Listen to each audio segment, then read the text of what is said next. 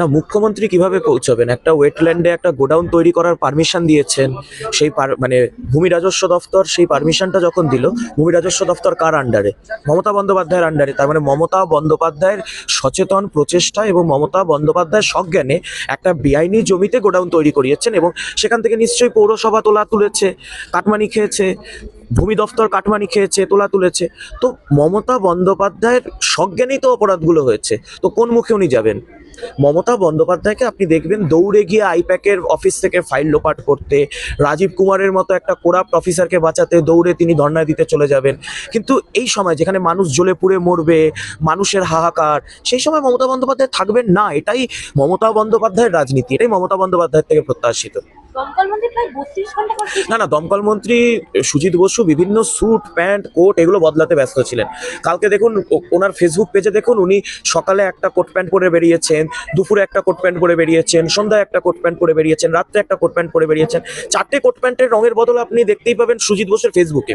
তার মানে একদিকে মানুষ মরছে, অন্যদিকে উনি কোট বদলাচ্ছে। তো কিন্তু মমতা বন্দ্যোপাধ্যায়ের মন্ত্রিসভার সদস্য, তাদের থেকে আপনি কি প্রত্যাশা করেন?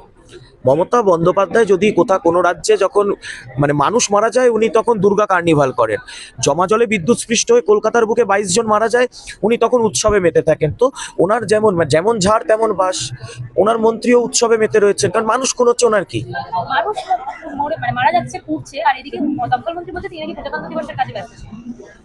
না, তার মানে প্রজার কোনো মূল্য নেই। ওনার রাজত্বে প্রজারা জ্বলে পুড়ে মরবে, আর উনি সংবিধানের শপথ নিয়ে প্রজাকে রক্ষার কোনো দায়িত্ব পালন করবেন না। তাহলে এ কেমন প্রজাতন্ত্র? আমরা তো জানতে চাইছি, বুঝতে চাইছি কোন প্রজাতন্ত্রে রয়েছি আমরা, যে প্রজাতন্ত্রে প্রজা মরবে আর রাজা উল্লাস করবে, রাজা উৎসব করবে।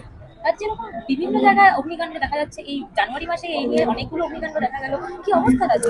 না, এটা এখন পশ্চিমবঙ্গটাকে এখন যতুগৃহ বানিয়ে দিয়েছে। পশ্চিমবঙ্গটা এখন, গোটা পশ্চিমবঙ্গে এখন এটা মাসকাবারি ব্যাপার হয়ে গেছে, যে প্রত্যেক মাসে আগুন লাগবে, প্রত্যেক মাসে মানুষ জ্বলবে পুড়ে মরবে। এটা এখন মাসকাবারি ব্যাপার, এটা নিয়ে কোনো মানে নতুনত্ব ব্যাপার নেই। অন্যান্য রাজ্যে দেখুন, গোয়া, গুজরাট, এখানে 10 বছর একবার আগুন লাগে, এরকম দুর্ঘটনা হয়, সেটা মেনে নেওয়া যায় যে এটা অদৃষ্টের ললাট লিখন, আমরা মেনে নিচ্ছি। কিন্তু পশ্চিমবঙ্গে এটা মাসকাবারি ব্যাপার।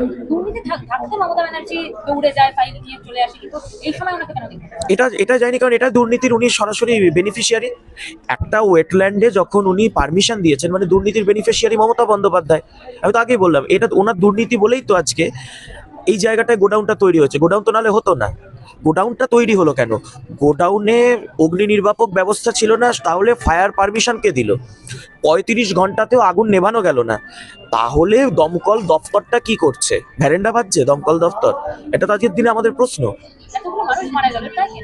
কেউ নেবে না।